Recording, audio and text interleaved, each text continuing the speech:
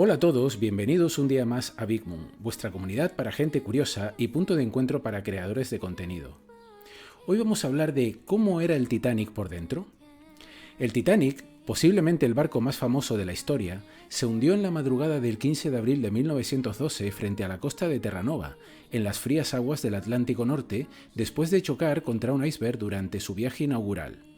De los 2.240 pasajeros y tripulantes a bordo, más de 1.500 personas perdieron la vida en el desastre. A continuación, vamos a daros algunos datos interesantes del Titanic, cuyo trágico final ha inspirado innumerables libros, artículos y películas. Para empezar, el Titanic tenía una longitud de 268 metros y unos 28 metros de anchura. Su tonelaje neto era de 24.900 toneladas, que comparado con los barcos y grandes transatlánticos de hoy en día, quedaría empequeñecido, pero en la época era un auténtico gigante.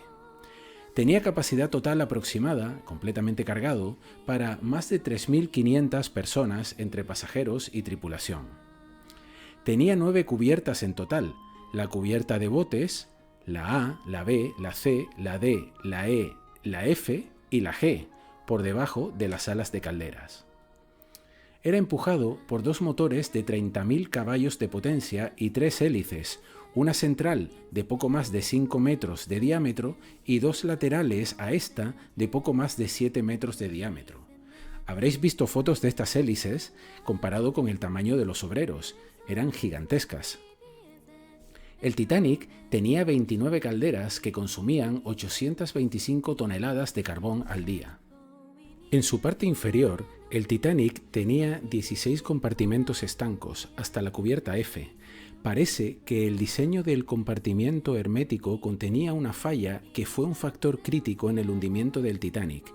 Mientras que los mamparos individuales eran de hecho herméticos, las paredes que separaban los mamparos se extendían solo unos pocos pies por encima de la línea de flotación, por lo que el agua podía fluir de un compartimento a otro, especialmente si el barco comenzaba a escorarse o cabeceaba hacia adelante.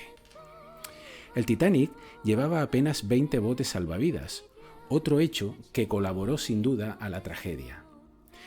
Eran 16 más 4 desmontables de Engelhardt, que podían acomodar solo a 1.178 personas.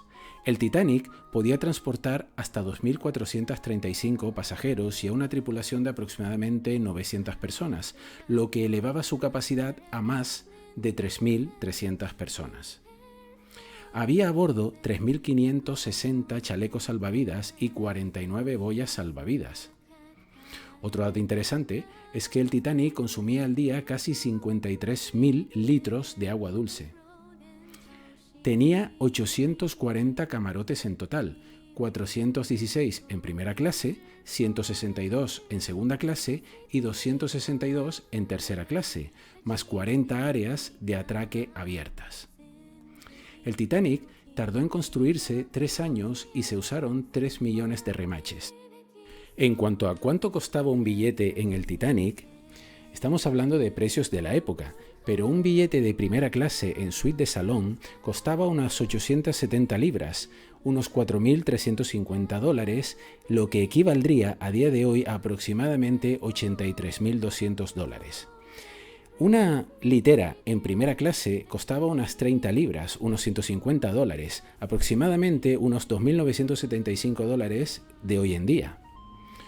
En segunda clase costaba el pasaje unas 12 libras, unos 60 dólares, aproximadamente unos 1.200 dólares de hoy en día. Y un billete de tercera clase costaba unas 3 libras, entre 3 y 8 libras aproximadamente, unos 40 dólares, que equivaldría a entre 298 y 793 dólares de hoy en día. No hay que olvidar que en 1912 los trabajadores cualificados de los astilleros que construyeron el Titanic ganaban unas 2 libras, el equivalente a unos 10 dólares, a la semana. Los trabajadores no cualificados ganaban 1 libra al menos a la semana.